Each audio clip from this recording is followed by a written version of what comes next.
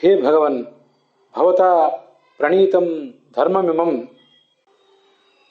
ऋषयो न विदुः, नापि देवाः विदुः।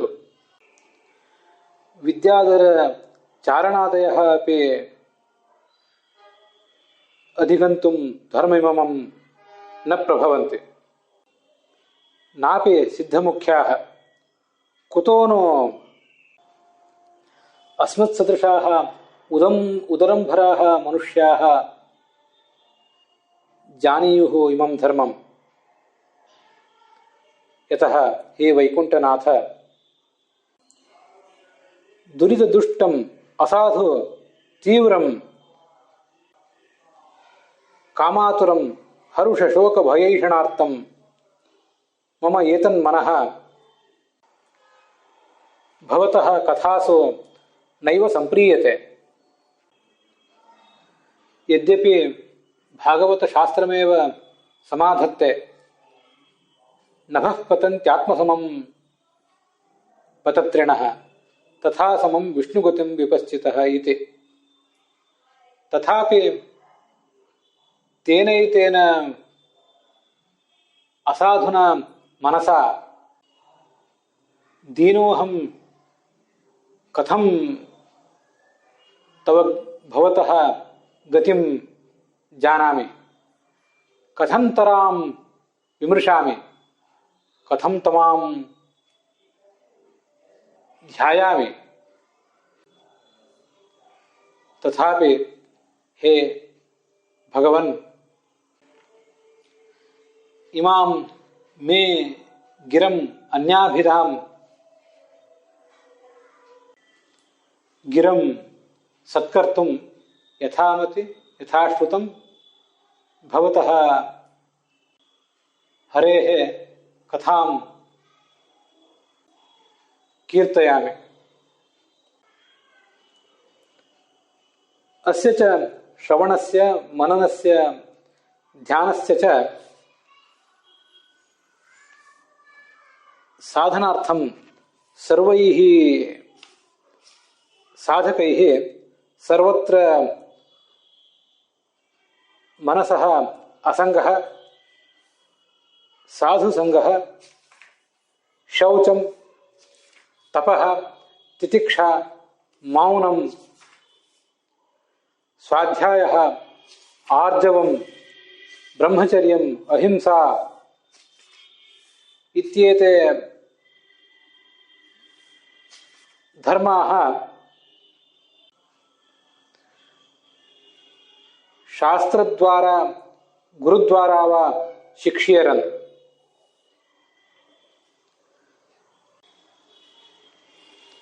ಸಾಧಕನಾದವನು ತಿಳಿದುಕೊಳ್ಬೇಕಾದಂಥ ಸಾಧಿಸಬೇಕಾದಂಥ ಕೆಲವು ಶಿಕ್ಷಣಗಳನ್ನು, ಯಾವ ಶಿಕ್ಷಣವನ್ನು ಪಡ್ಕೊಳ್ಬೇಕು ಅಂತನ್ನೋದನ್ನು ನಾವು ಈ ಹಿಂದೆ ನೋಡ್ಲಿಕ್ಕೆ ತೊಡಗಿದ್ದೇವೆ.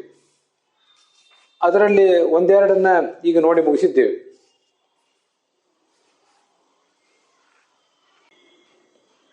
ತತ್ರ ಭಾಗವತಾನ್ ಧರ್ಮಾನ್ ಶಿಕ್ಷೇತ್ ಗುರುವಾತ್ಮ ದೈವತಃ ಅಂತ ಬಂದಿತ್ತು ಏಕಾದಶ ಸ್ಕಂದದಲ್ಲಿ 3ನೇ ಅಧ್ಯಾಯದ 24ನೇ ಶ್ಲೋಕದಲ್ಲಿ. ಗುರುವಿನಲ್ಲೇ ಭಗವಂತನನ್ನು ಕಾಣಬೇಕು. ಗುರುವಾತ್ಮ ದೈವತಃ, ತುಂಬ ಸುಂದರವಾದಂಥ ಮಾತು. ಗುರುವಿನಲ್ಲಿ ಭಗವಂತನನ್ನು ಕಂಡು ಆ ಗುರುವಿಗೆ ನಿಷ್ಕಪಟ್ಟ ಸೇವಾ ಮಾಡಿ ಅವನಿಂದ ಈ ಭಾಗವತ ಧರ್ಮಗಳನ್ನು ಕಲಿಯಬೇಕು. ಆ ಏನೇನನ್ನು ಕಲಿಯಬೇಕು ಅನ್ನೋದ್ರ ಬಗ್ಗೆ ನಾವೀಗಾಗಲೇ ಕೆಲವು ಸಂಗತಿಗಳನ್ನು ನೋಡ್ಲಿಕ್ಕೆ ತೊಡಗಿದ್ದೇವೆ. ಈ ಹಿಂದೆ ಸರ್ವತ್ರ ಮನಸ್ಸಿನ ಅಸಂಗ, ಮನಸ್ಸನ್ನು ಹೇಗೆ ದೂರ ಇಡುವುದನ್ನು ನೋಡಿದ್ದೇವೆ. 115ನೇ ಪುಟದಲ್ಲಿ ಅದರ ವಿವರ ಬಂದಿತ್ತು. ಎರಡನೇ ಶಿಕ್ಷಣ 116ನೇ ಪುಟದಲ್ಲಿ ಸಾಧು ಸಂಘದ ಶಿಕ್ಷಣ. ಮುಂದೆ 118ನೇ ಪುಟದಲ್ಲಿ ಶೌಚದ ಶಿಕ್ಷಣ ಇಷ್ಟಾಗಿತ್ತು. ಮುಂದೆ 119ನೇ ಪುಟದಲ್ಲಿ ತಪಸ್ಸಿನ ಶಿಕ್ಷಣದ ಬಗ್ಗೆ ನಾವೀಗ ನೋಡಬೇಕಾಗಿದೆ. ವಿಷ್ಣು ತೀರ್ಥರು ಅದನ್ನು ಯಥಾಹು ಕಾಮತ್ಯಾಗ ತಪಸ್ಮೃತಂ ಇತಿ ನಿರೂಪಿತಂ ಚೇತತ್ ನಿಪುಣತರಂ ಚ ಮಹದನಿಂದಾತ್ಮ ಪ್ರಶಂಸಾವರ್ಜನ ಪ್ರಕರಣಯೋ ಅಂತ ಹೀಗೆಲ್ಲ ಅದನ್ನು ತೋರಿಸಿಕೊಟ್ಟಿದ್ದಾರೆ. ತಪಸ್ಸನ್ನು ಹೇಗೆ ಮಾಡಬೇಕು ಅನ್ನೋದನ್ನು ಗುರುಗಳ ಮೂಲಕ ತಿಳ್ಕೊಳ್ಬೇಕು, ಅವ್ರ ಅನುಜ್ಞೆ ಪಡ್ಕೋಬೇಕು, ಹಾಗೆ ಅನುಷ್ಠಾನ ಮಾಡಬೇಕು. ಭಾಗವತದ 11ನೇ ಸ್ಕಂದದಲ್ಲಿ 19ನೇ ಅಧ್ಯಾಯ ಅಲ್ಲಿ 24ನೇ ಶ್ಲೋಕ ಒಂದು ಹೀಗೆ ಕಂಡು ಬರ್ತದೆ. ಶೌಚಂ ಜಪಸ್ತಪೋ ಹೋಮ ಶ್ರದ್ಧಾತಿಥ್ಯಂ ಮತರ್ಚನಂ ತೀರ್ಥಾಟನಂ ಪರಾರ್ಥೇಹ ತುಷ್ಟಿರಾಚಾರ್ಯ ಸೇವನಂ ಅಂತ. ಅಲ್ಲಿ ಭಾಗವತದಲ್ಲಿ ನಿಯಮಗಳ ಕುರಿತಾಗಿ ನಿಯಮಗಳನ್ನು ಪಟ್ಟಿ ಮಾಡುವಾಗ ತಪಸ್ಸನ್ನು ಹೇಳಿದ್ದಾರೆ. ಯೋಗ ಯಾಜ್ಞವಲ್ಕ್ಯದಲ್ಲೂ ಕೂಡ ತಪಸ್ ಸಂತೋಷ ಮಾಸ್ತಿಕ್ಯಂ ದಾನಮೀಶ್ವರ ಪೂಜನಂ ಅಂತನ್ನುವಲ್ಲಿ ನಿಯಮಗಳಲ್ಲೇ ತಪಸ್ಸನ್ನು ಸೇರಿಸಿದ್ದಾರೆ. ಯಮ ನಿಯಮ ಆಸನ ಪ್ರತ್ಯಾಹಾರ ಇತ್ಯಾದಿ ಅನೇಕ ಮಾರ್ಗಗಳಿವೆ. ಯಮದಲ್ಲಿ ಶೌಚದಂತೆ ತಪಸ್ಸನ್ನು ಯಾಕೆ ಸೇರಿಸಲಿಲ್ಲ? ಈ ಹಿಂದಿಂದು ಶೌಚ 3ನೇದು, 4ನೇದು ತಪಸ್ಸು. ಯಮದಲ್ಲಿ ಶೌಚದನ್ನು ಸೇರಿಸಿದಂತೆ ತಪಸ್ಸನ್ನು ಯಾಕೆ ಸೇರಿಸಿಲ್ಲ ಅಂತ ಒಂದು ಪ್ರಶ್ನೆ ಬರಬಹುದು ನಮಗೆ. ಈ ಹಿಂದೆ ಕೂಡ ಈ ಯಮ ಮತ್ತೆ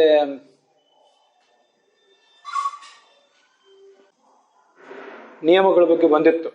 ಈ ಯೋಗ ಯಾಜ್ಞವಲ್ಕ್ಯ ಅದರ ಬಗ್ಗೆ ಕೂಡ ಉಲ್ಲೇಖ ಮಾಡಿದ್ರು ನಮ್ಮ ಗುರುಗಳು ಪುರಾಣಿಕಾಚಾರ್ಯ. ಅದರಲ್ಲಿ ಅಂಥ ಒಂದು ಗ್ರಂಥದಲ್ಲಿ ಹೀಗೆ ಬಂದಿದೆ, ಅದನ್ನು ಹೇಗೆ ಹೊಂದಿಸುವುದು ಅನ್ನುವ ವಿಷಯ ಅವರು ಹೇಳೇ ಇದ್ರು. ಈ ಯಮ ನಿಯಮ ಆಸನ ಪ್ರಾಣಾಯಾಮ ಇತ್ಯಾದಿಗಳ ಬಗ್ಗೆ ಒಂದಿಷ್ಟು ನಾವು ಹೀಗೆ ಗಮನ ಹರಿಸಬೇಕು. ಯೋಗದ 8 ಅಂಗಗಳು ಯಮ ನಿಯಮ ಆಸನ, ಅದಕ್ಕೆ ಆಸ ಅಂತ ಕೂಡ ಹೇಳ್ತಾರೆ, ಪ್ರಾಣಾಯಾಮ 4ನೇದ್ದು, ಪ್ರತ್ಯಾಹಾರ, ಧಾರಣ, ಧ್ಯಾನ, ಸಮಾಧಿ ಅಂತ ಹೀಗೆ 8 ಅಂಗಗಳು. ತಂತ್ರಸಾರದ 4ನೇ ಅಧ್ಯಾಯದ 136ನೇ ಶ್ಲೋಕದಲ್ಲಿ ಆ ಯಮ ಮತ್ತು ನಿಯಮಗಳನ್ನೆಲ್ಲ ಹೇಳಲಿಕ್ಕೆ ತೊಡಗ್ತಾರೆ. ಅದನ್ನ ಈಗ ಮುಂದೆ ಹೇಳ್ತೇನೆ. ಅದನ್ನೇ ಇಲ್ಲಿ ಭಾಗವತದಲ್ಲಿ ಕೂಡ ಹೇಳಿದ್ದಾರೆ. ಯಮ ನಿಯಮ ಅಂದ್ರೆ ಕೆಲವು ನಿಯಮಗಳು. ಮತ್ತೆ ಆಸನ ಅಥವಾ ಆಸ ಅಂದ್ರೆ ಸ್ಥಿರವಾದ ಆಸನದಲ್ಲಿ ಕೂತ್ಕೊಳ್ಳೋದು. ಪ್ರಾಣಾಯಾಮ ಅಂದ್ರೆ ಗೊತ್ತಿದೆ. ಪ್ರತ್ಯಾಹಾರ ಅಂದ್ರೆ ವಿಷಯಗಳ ಕಡೆಯಿಂದ ನಮ್ಮ ಮನಸ್ಸನ್ನ ಒಳಗೆ ಸೆಳೆದುಕೊಳ್ಳೋದು, ಇಂದ್ರಿಯಗಳನ್ನು ಸೆಳೆದುಕೊಳ್ಳೋದು, ಅದು 5ನೇದ್ದು.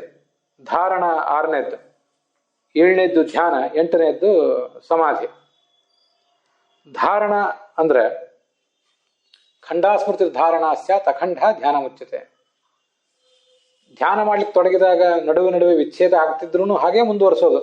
ಸ್ವಲ್ಪ ವಿಚ್ಛೇದ ಆಗ್ತದೆ, ಧ್ಯಾನಕ್ಕೆ ಭಂಗ ಬರ್ತದೆ, ಆದ್ರೆ ಮತ್ತೆ ಮನಸ್ಸನ್ನು ತಮ್ಮ ಅಧೀನದ ತಗೊಳ್ಳೋದು, ಧ್ಯಾನವನ್ನು ಮುಂದುವರಿಸೋದು.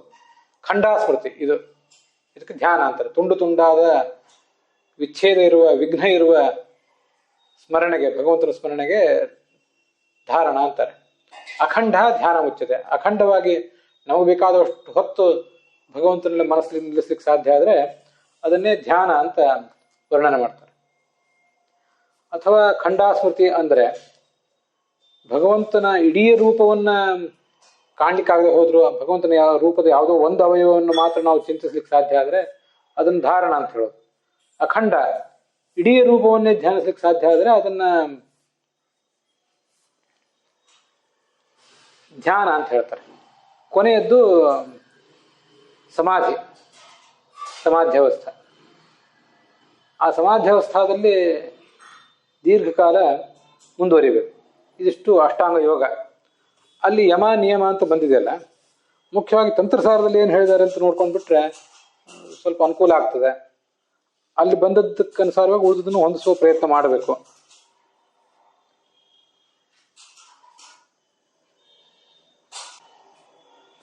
ಸೋಪಾಸನಾ ಚಿದ್ವಿಧ ಶಾಸ್ತ್ರಾಭ್ಯಾಸ ಸ್ವರೂಪಿಣಿ ಧ್ಯಾನ ರೂಪ ಪರಾಚೈವ ತದಂಗಂ ಧಾರಣಾಧಿಕಂ ಅಂತ ಅನುವ್ಯಾಖ್ಯಾನದಲ್ಲಿ ಕೂಡ ಬಂದಿದೆ.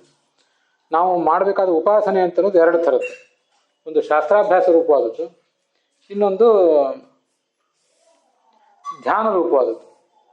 ಅದಕ್ಕೆ ಅಂಗಭೂತವಾಗಿ ಯಮ, ನಿಯಮ, ಆಸನ, ಪ್ರಾಣಾಯಾಮ, ಪ್ರತ್ಯಾಹಾರ, ಧಾರಣ ಇತ್ಯಾದಿಗಳು ಅಂತ ಅದನ್ನು ತಿಳ್ಕೊಳ್ಬೇಕು. ಅಲ್ಲಿ ಯಮ ಅಂದ್ರೆ ಏನು ಅದನ್ನು ಹೀಗೆ ಹೇಳಲಿಕ್ಕೆ ಹೋಗ್ತಾರೆ. ಅಹಿಂಸಾ ಸತ್ಯಮಸ್ತೇಯಂ ಬ್ರಹ್ಮಚರ್ಯ ಪರಿಗ್ರಹವು ಯಮಾಹ. ಅಹಿಂಸಾ, ಇನ್ನೊಬ್ಬರಿಗೆ ತೊಂದರೆ ಕೊಡದೇ ಇರುವುದು. ಅಸ್ತೇಯ, ಅಹಿಂಸಾ ಅಂದ್ರೆ ಸತ್ಯ ಮಾತನಾಡುವುದು. ಅಸ್ತೇಯ ಅಂದ್ರೆ ಕದಿಯದಿರುವುದು. ಮತ್ತೆ ಬ್ರಹ್ಮಚರ್ಯ, ಯೋಗ್ಯವಾದ ಸ್ಥಳ, ಯೋಗ್ಯವಾದ ದೇಶ, ಯೋಗ್ಯವಾದ ಕಾಲದಲ್ಲಿ ಮಾತ್ರ ಸ್ತ್ರೀ ಸಂಗ ಮಾಡುವುದು.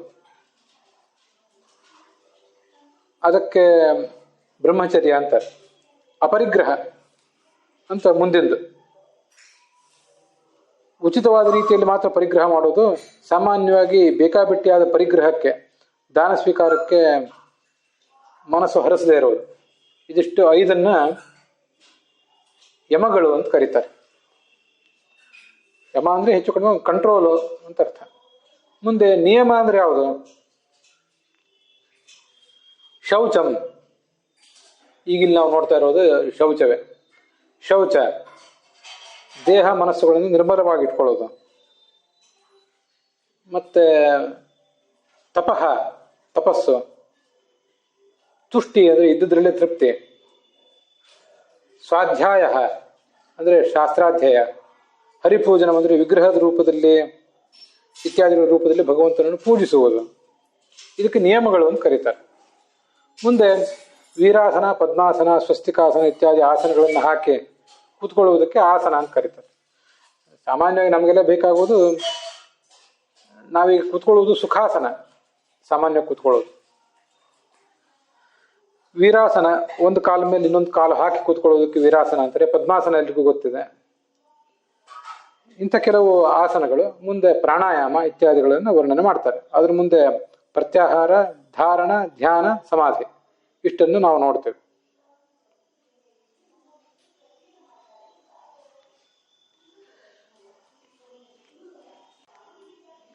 ಈಗಿಲ್ಲಿ 120ನೇ ಪುಟದಲ್ಲಿ ಒಂದು ಪ್ರಶ್ನೆ ಬಂದಿತ್ತಲ್ಲ,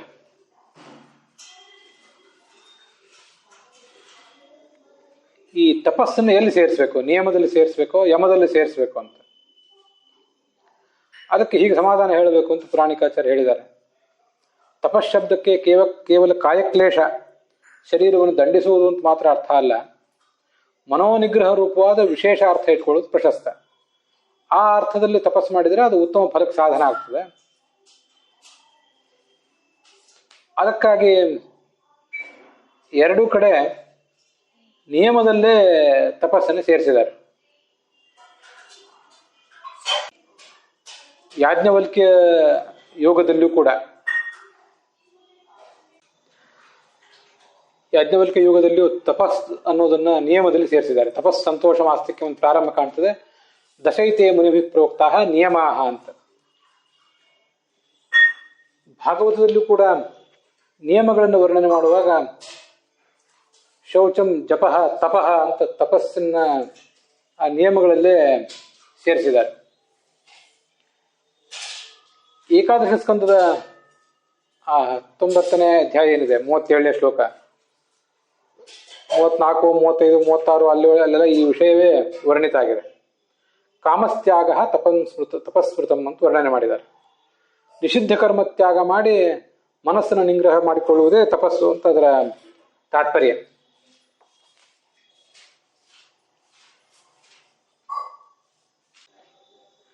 ಹಿಂದೆ ಮಹನ್ನಿಂದಾವರ್ಜನ, ದೊಡ್ಡವರನ್ನು ನಿಲ್ಲಿಸಬಾರದು, ಮತ್ತೆ ಆತ್ಮ ಪ್ರಶಂಸೆ ಮಾಡಿಕೊಳ್ಳಬಾರದು ಅಂತ ಏನು ಬಂದಿತ್ತು, ಆ ತಪಸ್ಸಿನಲ್ಲೂ ಕೂಡ ಅಲ್ಲೂ ಕೂಡ ಈ ತಪಸ್ಸು ಅನ್ನೋ ಭಾಗವತ ಧರ್ಮದ ಬಗ್ಗೆ ವರ್ಣನೆ ಮಾಡಿದ್ದಾರೆ. ನಮ್ಮ ದೊಡ್ಡ ದೋಷಗಳಂತೀವಿ ಎರಡು: ಇನ್ನೊಬ್ಬರನ್ನ ಟೀಕಿಸುವುದು, ಅದರಲ್ಲೂ ದೊಡ್ಡವರನ್ನು ಟೀಕಿಸುವುದು, ನಿಂದಿಸುವುದು, ಆತ್ಮ ಪ್ರಶಂಸೆ ಮಾಡಿಕೊಳ್ಳೋದು. ಇವೇ ಎರಡು ಪರಮ ನಿಷಿದ್ಧ, ಆತ್ಮ ಪ್ರಶಂಸ ಮತ್ತು ಪರನಿಂದ. ಇವುಗಳನ್ನು ಮಾಡದಂತೆ ನಮ್ಮ ಮನಸ್ಸನ್ನು ನಿಗ್ರಹಿಸ್ಕೋಬೇಕು. ಇದಕ್ಕೆ ಮಾನಸ ತಪಸ್ಸು ಅಂತ ಹೀಗೆ ಹೇಳ್ತಾರೆ. ತಂತ್ರಸಾರದಲ್ಲೂ ಕೂಡ ತಪಸ್ಸನ್ನ ನಿಯಮದಲ್ಲಿಯೇ ಸೇರಿಸಿದ್ದು ಕಂಡು ಬರ್ತದೆ. ಶೌಚಂ ತಪಃ ತುಷ್ಟಿ ಸ್ವಾಧ್ಯಾಯೋ ಹರಿಪೂಜನಂ ನಿಯಮಾಹ ಅಂತ. ಹೀಗೆ ಭಾಗವತದಲ್ಲಿಯೂ ಮತ್ತು ಯೋಗ ಯಾಜ್ಞವಲ್ಕ್ಯದಲ್ಲಿಯೂ ಹಾಗೆ ತಂತ್ರಸಾರದಲ್ಲಿಯೂ ಕೂಡ ನಿಯಮದಲ್ಲಿಯೇ ತಪಸ್ಸನ್ನು ಸೇರಿಸಿದ್ದಾರೆ ಅನ್ನೋದನ್ನು ಗಮನಿಸಬೇಕು. ಉಳಿದ ಯಾರೇ ಯಾಜ್ಞವಲ್ಕ್ಯ ಮೊದಲಾದವರು ಏನು ಹೇಳಿದ್ದಾರೆ ಅನ್ನೋದನ್ನು ನೋಡುವುದ್ರ ಜೊತೆಗೆ ಆಚಾರ್ಯರು ಏನು ಹೇಳಿದ್ದಾರೆ ಅನ್ನೋದ್ರ ಬಗ್ಗೆ ಕೂಡ ನಮ್ಮದೊಂದು ಅವಲೋಕನ ಇರಬೇಕು ಅಂತ ನೆನಪು ಮಾಡಿಕೊಂಡು ಇದನ್ನು ಹೇಳುವ ಪ್ರಯತ್ನ ಮಾಡ್ತಿದ್ದೇನೆ. ಮುಂದೆ ತಿತಿಕ್ಷಾ ಶಿಕ್ಷಣ ಅಂತ, ಇದು 5ನೇ ಶಿಕ್ಷಣ, ನಾವು ಪಡ್ಕೊಳ್ಬೇಕಾದಂಥ 5ನೇ ಶಿಕ್ಷಣ ಇದು. ಭಾಗವತದ 11ನೇ ಸ್ಕಂದದ 19ನೇ ಅಧ್ಯಾಯದ 36ನೇ ಶ್ಲೋಕದಲ್ಲಿ ತಿತಿಕ್ಷಾ ದುಃಖ ಸಂಮರ್ಷ ಅಂತ ಬಂದಿದೆ. ದುಃಖವಂತ ತಡೆ ಹಿಡಿದುಕೊಳ್ಳುವುದು ಅಂತ. ದುಃಖವನ್ನೇ ಸಹಿಸಿಕೊಳ್ಳುವುದು ತಪಸ್ಸು ಅಂತ ಅದರ ತಾತ್ಪರ್ಯ ಅಲ್ಲ. ದುಃಖ ಬಂದಾಗ ಅದರಿಂದ ಉದ್ವಿಗ್ನಗೊಳ್ಳದೇ ಇರುವುದು ಅಂತ. ದುಃಖೇಶು ಅನುದ್ವಿಗ್ನಮನಃ ಸುಖೇಶು ವಿಗತ ಸ್ಪೃಹ ಅಂತ ಭಗವದ್ಗೀತೆ ಕೂಡ ಅದನ್ನೇ ಹೇಳ್ತದೆ. ಸಹಿಸಿಕೊಳ್ಳುವುದು ಅಂದ್ರೆ ಹೊರಗೆ ಕಾಣದೇ ಇರುವಂತೆ ದುಃಖ ಒಳಗಾಗ್ತದೆ, ಆದರೆ ಅದು ಕಾಣದೇ ಇರುವಂತೆ ಹೊರಗಿನ ಜನರಿಗೆ ಅದು ಗೊತ್ತಾಗದೇ ಇರುವಂತೆ ನೋಡ್ಕೊಳ್ಳುವುದು ಅಂತ ಅಷ್ಟೇ ತಾತ್ಪರ್ಯ ಅಲ್ಲ. ಹೊರಗೂ ಅದರ ಚಿಹ್ನೆಗಳು ಕಾಣಬಾರದು, ಒಳಗೆ ನಮ್ಮ ಮನಸ್ಸಿನಲ್ಲಿ ಉದ್ವೇಗದ ಅಲೆಗಳು ಹೇಳಬಾರದು ಅಂತ ಅದರ ತಾತ್ಪರ್ಯ. ಅಂತೂ ದುಃಖ ಬಂದಾಗ ನಮಗೂ ಅದರಿಂದ ಉದ್ವೇಗ ಆಗಬಾರ್ದು, ನಮ್ಮ ದುಃಖವನ್ನು ನೋಡಿ ಇನ್ನೊಬ್ಬರಿಗೂ ಉದ್ವೇಗ ಆಗಬಾರ್ದು, ದುಃಖದ ಒತ್ತಡವನ್ನು ಸಹಿಸಿಕೊಳ್ಬೇಕು ಅಂತ ಅದರ ತಾತ್ಪರ್ಯ. ಸಾಚ ಇಂದ್ರಿಯ ಜಯ ಪ್ರಕರಣ ಪ್ರದರ್ಶಿತ. ಹಿಂದೆ ಇಂದ್ರಿಯ ಜಯ ಪ್ರಕರಣ ಅಂತ ಅಲ್ಲಿ ಏನ್ ಮೈಥುನಾದಿ ಗೃಹಮೇದಿ ಸುಖಂ ಅಂತ ಬಂದಿದೆ, ಅಲ್ಲಿ 141ನೇ ಶ್ಲೋಕದ ವಿವರಣದಲ್ಲಿ ಈ ವಿಷಯ ಎಲ್ಲ ಬಂದಿದೆ. ಮುಂದೆ ಮೌನ ಶಿಕ್ಷಣ ಅಂತ, ಇದು 6ನೇ ಶಿಕ್ಷಣ. ನನು ಮೌನಸ್ಯ ಅನ್ಯತ್ರ ನಿಯಮೇಶು ಯಮೇಶು ಚ ಅಪರಿಗಣಿತಸ್ಯ ಅತ್ರ ಯಮೇಶು ಪರಿಗಣನಂ ತಥಾ ಉಭಯತ್ರ ಪರಿಗಣನಂ ಚ ಕುತಃ ಅಂತ ಹೀಗಲ್ಲೊಂದು ಪ್ರಶ್ನೆ ಕೂಡ ಅವ್ರು ಮಾಡ್ಕೊಂಡಿದ್ದಾರೆ.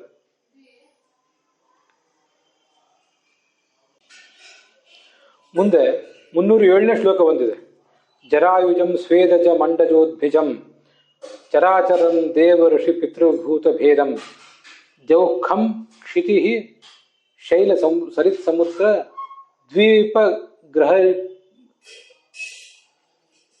ಗೃಹರ್ಕ್ಷೇತ್ಯಭಿಧೇಯ ಏಕಃ ಅಂತ ಆ ಶ್ಲೋಕ. ಮೌನವೆಂಬ ಭಾಗವತ ಧರ್ಮದ ರಹಸ್ಯ ಏನು ಅಂತ ಅಲ್ಲಿ ವರ್ಣನೆ ಮಾಡಿದ್ದಾರೆ. ಇದಾನಿ ಮೌನ ರೂಪಂ ಭಾಗವತ ಧರ್ಮಮಾಹ.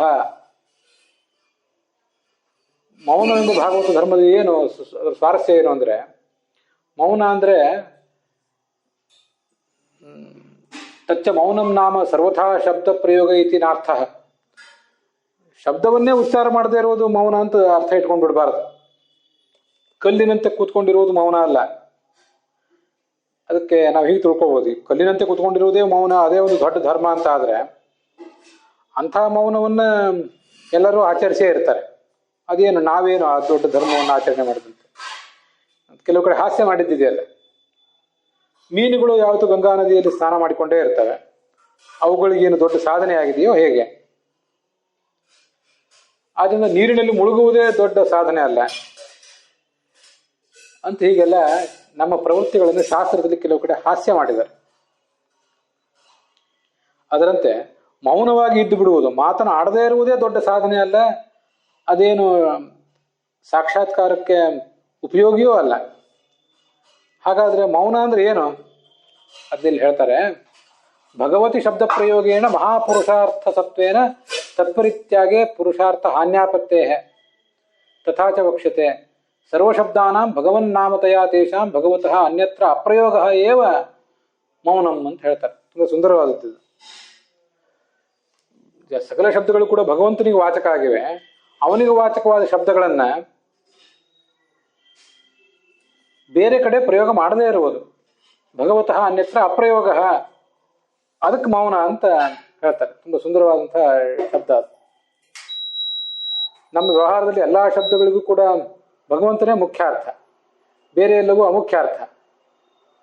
ಆದರೆ ಲೌಕಿಕರು ಏನ್ ಮಾಡ್ತಾರೆ, ಇದನ್ನ ಯಾವುದನ್ನು ಅರಿಯದೆ ಅವರು ಎಲ್ಲ ಶಬ್ದಗಳಿಂದಲೂ ಭಗವಂತನನ್ನು ಬಿಟ್ಟು ಬೇರೆ ಕಡೆನೇ ಪ್ರಯೋಗ ಮಾಡಿ ಆ ಕೆಲಸಗಳನ್ನು ಮಾಡ್ತಾ ಹೋಗ್ತಾರೆ. ಆದರೆ ನಾವು ಗುರುಗಳ ಮೂಲಕ ಮೌನವನ್ನು ಅರ್ಥ ಮಾಡ್ಕೊಳ್ಬೇಕು. ಮೌನವನ್ನು ಅರ್ಥ ಮಾಡಿಕೊಂಡು ಹೇಗೆ ಈ ಶಬ್ದಗಳೆಲ್ಲವೂ ಭಗವಂತನನ್ನೇ ಹೇಳ್ತವೆ ಅನ್ನೋ ಎಚ್ಚರವನ್ನ ಪಡ್ಕೋಬೇಕು.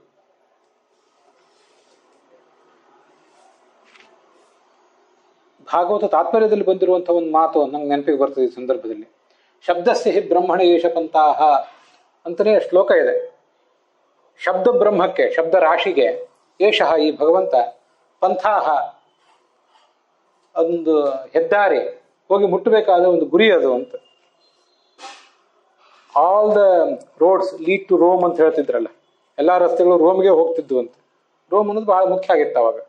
ಹಾಗೆ ಈಗ all the words, all the talks lead to supreme being ಅಂತ.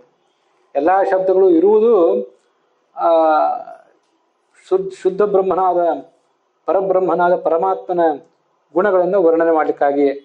ಅವನನ್ನು ಬಿಟ್ಟು ಬೇರೆ ಯಾವುದನ್ನು ಅದು ವರ್ಣನೆ ಮಾಡಬಾರದು ಅಂತ ನಾವು ಅದರ ಅರ್ಥ ತಿಳ್ಕೋಬೇಕು. ಶಬ್ದಸ್ಯ ಹಿ ಬ್ರಹ್ಮಣ ಏಷ ಪಂಥಾಹ ಅಂತೇನು ಭಾಗವತದ ಶ್ಲೋಕ ಇದೆಯಲ್ಲ, ಅಲ್ಲಿ ಭಾಗವತ ತಾತ್ಪರ್ಯದಲ್ಲಿ ಒಂದು ಮಾತಿದೆ. ಸರ್ವನಾಮ ಯಥೋ ವಿಷ್ಣು ತದನ್ಯಾರ್ಥಾನ್ ನತು ಸ್ಮರೇತ್ ಸ್ಮರಂಸ್ತು ಯಾವದರ್ಥ ಸ್ಯಾತ್ ಅನ್ಯಥಾ ಸ್ವಾತ್ಮಃ ಭವೇತ್ ಅಂತ. ಭಗವಂತ ಸರ್ವನಾಮ, ನಮಗಿದು ಗೊತ್ತಿದೆ, ಸರ್ವಶಬ್ದ ವಾಚ್ಯ ಅವನು. ಸರ್ವಶಬ್ದ ವಾಚ್ಯನಾದಂತಹ ಭಗವಂತನನ್ನ ನಾವೆಲ್ಲ ಶಬ್ದಗಳಿಂದ ವ್ಯವಹರಿಸಬೇಕೇ ಹೊರತು ತದನ್ಯಾರ್ಥ ನತು ಸ್ಮರೇತ್, ಬೇರೆ ವಸ್ತುಗಳ ಬಗ್ಗೆ, ಬೇರೆ ಜಡ ಚೇತನ ಇತ್ಯಾದಿಗಳ ಬಗ್ಗೆ ನಾವು ಮಾತೇ ಆಡಬಾರ್ದು ಯಾವತ್ತೂ ಕೂಡ. ಹಾಗೆ ಮಾತಾಡುವುದರಿಂದ ಏನೂ ಪ್ರಯೋಜನವೂ ಇಲ್ಲ, ಹಾನಿಯೂ ಇದೆ. ತದನ್ಯಾರ್ಥ ನತು ಸ್ಮರೇತ್, ಆದರೆ ಸ್ಮರಂಸ್ತು ಯಾವದರ್ಥ ಸ್ಯಾತ್, ನಾವು ಈ ಜಗತ್ತಿನಲ್ಲಿ ಇದ್ದೇವೆ ಅಂದರೆ ಅನೇಕ ವ್ಯಕ್ತಿಗಳ ಒಡನಾಟ ನಮಗಾಗೇ ಆಗ್ತದೆ. ಹಿಂದೆ ಅದನ್ನ ತ್ರಿವಿಧ ಸಾಧು ಸಂಘ ಅನ್ನೋದ್ರಲ್ಲಿ ನಾವು ನೋಡಿದ್ದೇವೆ. ಬಹಳ ದೊಡ್ಡ ಸಾಧನೆ ಮಾಡಬೇಕು ಅಂತ ಗುರಿ ಇದ್ದವನು ಕೂಡ ತನ್ನ ದೇಹ, ತನ್ನ ಬಂಧುಗಳು, ಮಿತ್ರರು, ಇವರೆಲ್ಲರ ಸಂಪರ್ಕ ಅವನು ಮಾಡಲೇಬೇಕಾಗ್ತದೆ. ತನ್ನ ಹೊಟ್ಟೆ ಹೊರೆಯುವುದಕ್ಕಾಗಿ ಆದರೂ, ಶರೀರ ಯಾತ್ರೆಗಾಗಿ ಆದರೂ ಅವನು ತನ್ನ ಸುತ್ತಮುತ್ತ ಇರುವಂಥವ್ರ ಜೊತೆ ವ್ಯವಹಾರ ಮಾಡಬೇಕಾಗ್ತದೆ. ಅದಿಲ್ಲದೆ ಹೋದ್ರೆ ಜೀವನ ನಡೆಯಲಿಕ್ಕೂ ಸಾಧ್ಯ ಆಗೋದಿಲ್ಲ, ನಮಗಿದು ಗೊತ್ತಿದೆ. ಆದ್ದರಿಂದ ಬೇರೆ ಜಡ ಚೇತನ ಮೊದಲಾದ ವಸ್ತುಗಳ ಬಗ್ಗೆ ಅವನು ಮಾತಾಡಲೇಬೇಕಾಗ್ತದೆ. ಅವುಗಳ ಬಗ್ಗೆ ಮಾತಾಡಬೇಕು, ಅವುಗಳ ಜೊತೆಗೆ ಮಾತಾಡಬೇಕಾಗ್ತದೆ. ಆದರೆ ಸ್ಮರಂಸ್ತು ಯಾವದರ್ಥ ಸ್ಯಾತ್ ಅಂತ ಅಲ್ಲೊಂದು ಎಚ್ಚರಿಕೆ ಕೊಟ್ಟಿದೆ.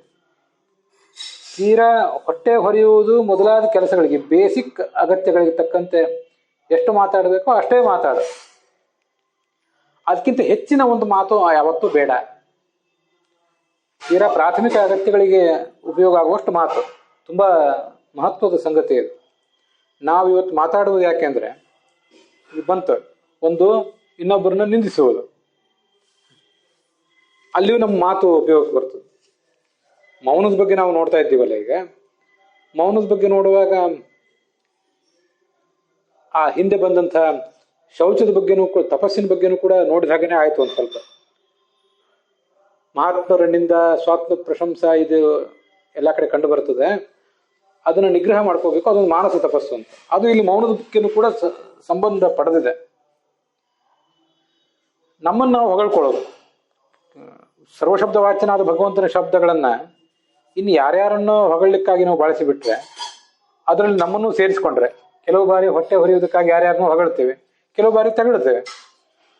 ನಮ್ಮನ್ನು ಅಂತ ಹೊಗಳಿಕೆಯಲ್ಲಿ ನಾವು ಸೇರಿಸ್ಕೊಂಡ್ಬಿಟ್ರೆ ಅದೊಂದು ಆತ್ಮಹತ್ಯೆ ಅಂತದು. ಅನ್ಯಥಾ ಹ್ಯಾತ್ಮಃ ಭವೇತ್ ಅಂತ. ಆತ್ಮಹತ್ಯೆಯನ್ನು, ಶರೀರವನ್ನು ಕೊಂದ್ಕೊಳ್ಳೋದು ಮಾತ್ರ ಅಲ್ಲ, ಅಂಥ ಶ್ರೇಷ್ಠ ಶಬ್ದಗಳನ್ನು ನಾವು ಡಿಗ್ರೇಡ್ ಮಾಡಿಬಿಟ್ರೆ ಇದು ಆತ್ಮಹತ್ಯೆಗೆ ಸಮಾನ ಅಂತ ಶಾಸ್ತ್ರ ಎಚ್ಚರಿಸಿದೆ. ಅಲ್ಲಿ ಆತ್ಮಹತ್ಯೆ ಅಂದ್ರೆ ಭಗವಂತನನ್ನ ಹತ್ಯೆ ಮಾಡುವುದು, ಆ ಭಗವಂತನನ್ನ ಕಡೆಗಣಿಸುವುದು, ಅದು ಒಂದು. ನಮ್ಮನ್ನ ವ್ಯರ್ಥವಾಗಿ ಶ್ರೇಷ್ಠರು ಅಂತ ಹೇಳಿಕೊಳ್ಳುವ ಪ್ರಯತ್ನ, ಇದೊಂದು ಆತ್ಮಹತ್ಯೆ. ಭಗವಂತನ ಹತ್ಯೆಯೂ ಹೌದು, ಭಗವಂತನ ಅವಗಣನೆ ಇದು. ಮತ್ತೆ ನಮ್ಮ ಬಗ್ಗೆ ವ್ಯರ್ಥವಾದಂತಹ ಒಂದು ಆದರ, ಸಲ್ಲದ ಆದರ, ಅತಿಯಾದ ಆದರ, ಸ್ವಾದರ. ಹಿಂದೆ ಅದನ್ನು ನೋಡಿದ್ದೇವೆ. ಸ್ವಾದರ ಸರ್ವಜಂತೂನಾಂ ಸಂಸಿದ್ಧೋ ಹಿ ಸ್ವಭಾವತಃ. ಎಲ್ಲಾ ಜೀವಿಗಳಿಗೂ ತಮ್ಮ ತಮ್ಮ ಬಗ್ಗೆ ಆದರ ಇದ್ದೇ ಇರ್ತದೆ. ಅದು ಮಿತಿ ಮೀರಿ ಕೇಳಿದವರಿಗೆ ಹೇಸಿಗೆ ಆಗುವಷ್ಟು ಆದರ ಆಗಬಾರದು. ಅದು ಆತ್ಮಹತ್ಯೆಗೆ ದಾರಿ ಮಾಡಿ ಕೊಡಬಾರದು ಅಂತ ಅರ್ಥ. ಛಾಂದೋಗ್ಯ ಉಪನಿಷತ್ತಿನಲ್ಲಿ 7ನೇ ಅಧ್ಯಾಯದಲ್ಲೂ ಕೂಡ ನಾಮಬ್ರಹ್ಮೇತ್ಯುಪಾಸ್ವ ಅಂತ ಹೀಗೆ ಒಂದು ಮಾತು ಬರ್ತದೆ. ನಾಮವಾ ಋಗ್ವೇದ, ಯಜುರ್ವೇದ, ಸಾಮವೇದ, ಅಥರ್ವಣ ಚತುರ್ಥ ಇತಿಹಾಸ ಪುರಾಣ, ಪಂಚಮೋ ವೇದಾನಾಂ ವೇದ, ಪಿತ್ಯೋ ರಾಶಿರ್ದೈವೋ ನಿಧಿರು ವಾಕೋ ವಾಕ್ಯಂ ಏಕಾಯನಂ ವೇದವಿದ್ಯಾ ಬ್ರಹ್ಮವಿದ್ಯಾ ಭೂತವಿದ್ಯಾ ಕ್ಷತ್ರವಿದ್ಯಾ ನಕ್ಷತ್ರವಿದ್ಯಾ ಸರ್ಪದೇವಜನ ವಿದ್ಯಾ ನಾಮೈವ ಏತತ್ ನಾಮೋಪಾಸ್ವ ಯೋ ನಾಮ ಬ್ರಹ್ಮೇತ್ಯುಪಾಸ್ತೆ ಯಾವನ್ ನಾಮ್ನೋ ಗತಂ ತತ್ರಾಸ್ಯ ಯಥಾ ಕಾಮಚಾರೋ ಭವತಿ ಅಂತ. ಅದರ ಭಾಷ್ಯದಲ್ಲಿ ಒಂದು ಮಾತಿದೆ, ವಿಷ್ಣೋರ್ ನಾಮ ಯಥೋ ವಿದ್ಯಾ. ಎಲ್ಲಾ ಶಾಸ್ತ್ರಗಳು ಕೂಡ ಭಗವಂತನ ನಾಮಗಳೇ ಆಗಿವೆ, ಅವನ ಗುಣಗಳನ್ನೇ ಅವು ಪ್ರತಿಪಾದನೆ ಮಾಡ್ತವೆ. ನಾಮಾನಿ ಸರ್ವಾಣಿ ಯಮಾವಿಶಂತಿ ಅಂತ ವೇದವಾಕ್ಯವು ಕೂಡ ಹಾಗೆ ಹೇಳುತ್ತದೆ. ಆದ್ರಿಂದ ಸರ್ವಾಹ ನಾಮೇತ್ಯತ ಸ್ಮೃತಾಹ, ಎಲ್ಲಾ ವಿದ್ಯೆಗಳಿಗೂ ಕೂಡ ನಾಮ ಅಂತ ಕರೀತಾರೆ. ನಾಮ ಅಂತ ಅವುಗಳಿಗೆ ಹೆಸರಿದೆ. ಯಾಕೆ ಅಂದ್ರೆ ಅವು ಭಗವಂತನ ನಾಮಗಳಾದ್ದರಿಂದ. ಹೀಗೆ ಕೇಶವ, ನಾರಾಯಣ ಮೊದಲಾದವುಗಳು ಮಾತ್ರ ನಾಮ ಅಲ್ಲ, ಅಖಂಡವಾಗಿ ಶಾಸ್ತ್ರಗಳು ಕೂಡ ನಾಮವೇ. ಸರ್ವಾಹ ನಾಮ ಇತ್ಯತಃ ಸ್ಮೃತಾಹ ಅಂತ ಒಂದು ಋಷಿಕೇಶ ತೀರ್ಥರ ಪಾಠ ಇದೆ. ಸರ್ವನಾಮ ಅಂತ ವಿಷ್ಣುವಿಗೆ ಹೆಸರು, ಹಾಗೊಂದು ಪಾಠನೂ ಕೂಡ ಇದೆ. ಇಲ್ಲಿ ಎರಡು ತಾತ್ಪರ್ಯ ಒಂದೇ. ಈ ಸಕಲ ಶಾಸ್ತ್ರಗಳು ಕೂಡ ಭಗವಂತನ ನಾಮವೇ. ನಾಮಾಭಿಮಾನಿನಿ ಉಷಾದೇವಿ ನಾಮದ ಅಭಿಮಾನಿನಿ.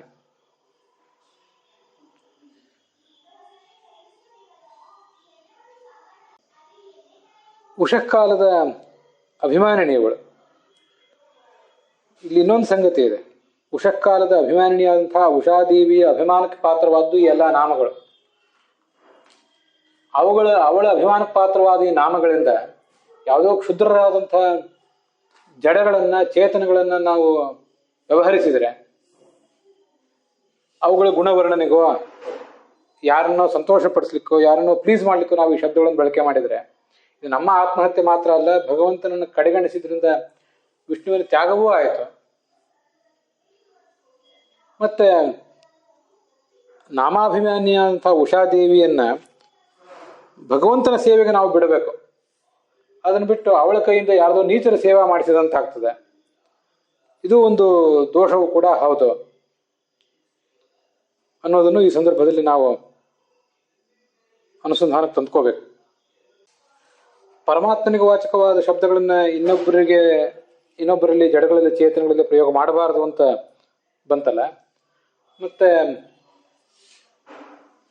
ಇನ್ನೊಬ್ಬರನ್ನ ಯಾರನ್ನೋ ಹೊಗಳಲಿಕ್ಕೆ ಅಥವಾ ನಮ್ಮನ್ನು ಹೊಗಳ್ಕೊಳ್ಳಿಕ್ಕೆ, ಇನ್ನೊಬ್ರು ಯಾರನ್ನೋ ತೆಗಳ್ಲಿಕ್ಕೆ ಈ ಶಬ್ದಗಳನ್ನೆಲ್ಲ ಬಳಕೆ ಮಾಡೋದು, ಇದೆಲ್ಲವೂ ಕೂಡ ಮೌನಕ್ಕೆ ವಿರೋಧಿಯೇ ಅಂತನ್ನುವುದು ಈ ಮೌನದ ಶಿಕ್ಷಣದಲ್ಲಿ ನಾವೀಗ ನೋಡಿದಂತಹ ಅಂಶ.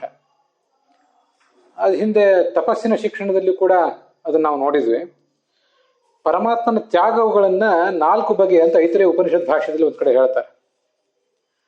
ಅಲ್ಲಿ ಪರಮಾತ್ಮನ ಮೊದಲನೇ ತ್ಯಾಗ ಅಂತ ಏನಿದೆ ಅದರಲ್ಲಿ ಅದರ ಉಪಸಂಖ್ಯೆಗಳು ಸುಮಾರು ಒಂದು 10-15 ಸಂಖ್ಯೆಗಳಿವೆ.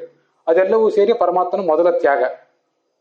ಪರಮಾತ್ಮನ 2ನೇ ಬಗೆಯ ತ್ಯಾಗ ಅಂದ್ರೆ ರಮಾ, ಬ್ರಹ್ಮ ಮೊದಲಾದವರಲ್ಲಿ ತಾರತಮ್ಯವನ್ನು ಅರ್ಥ ಮಾಡ್ಕೊಳ್ಳದೇ ಇರುವುದು.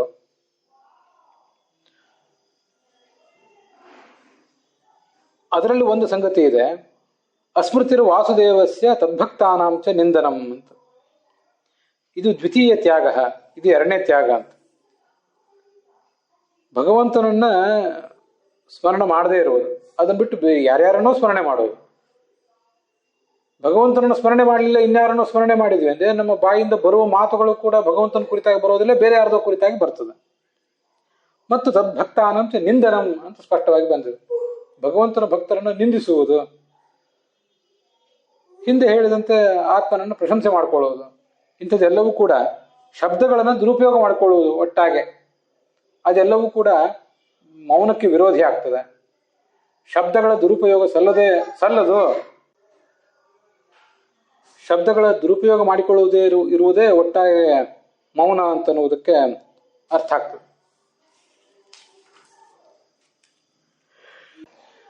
ಹೀಗೆ ಮೌನ ಅಂತ ಅನ್ನೋದಕ್ಕೊಂದು ವಿಶೇಷವಾದ ಅರ್ಥ ಇದೆ. ಆದ್ದರಿಂದ ಅದನ್ನು ಬೇರೆ ಬೇರೆ ಕೆಲವು ಗ್ರಂಥಗಳಲ್ಲಿ ಯಮದಲ್ಲಿ ಅದನ್ನು ಸೇರಿಸಿಲ್ಲ, ನಿಯಮದಲ್ಲಿಯೂ ಕೂಡ ಒಂದು ಸೇರಿಸಿಲ್ಲ. ಆದರೆ ಸಪ್ತಮ ಸ್ಕಂಧ ಮತ್ತು ಏಕಾದಶ ಸ್ಕಂಧದಲ್ಲಿ ಭಾಗವತ ಧರ್ಮಗಳಲ್ಲಿ ಅದು ಒಂದು ಅಂತ ಪರಿಗಣನೆ ಮಾಡಿದ್ದಾರೆ. ಹಾಗೆ ತಂತ್ರಸಾರದಲ್ಲಿಯೂ ಕೂಡ ಯಮ ನಿಯಮಗಳಲ್ಲಿ ಈ ಮೌನವನ್ನು ಹೇಳಿಲ್ಲ. ಅದನ್ನ ಒಂದು ವಿಶೇಷವಾದ ಧರ್ಮ ಅಂತಲೇ ಎಲ್ಲರೂ ಪರಿಗಣಿಸಿದ್ದಾರೆ. ಭಾಗವತ ಧರ್ಮ ಅದು ಅಂತ ನಾವು ತಿಳ್ಕೊಳ್ಬೇಕು. ಅಲ್ಲಿಗೆ ಇವತ್ತಿನ ಈ ಭಾಗ ಸಮಾಪ್ತವಾಗಿದೆ.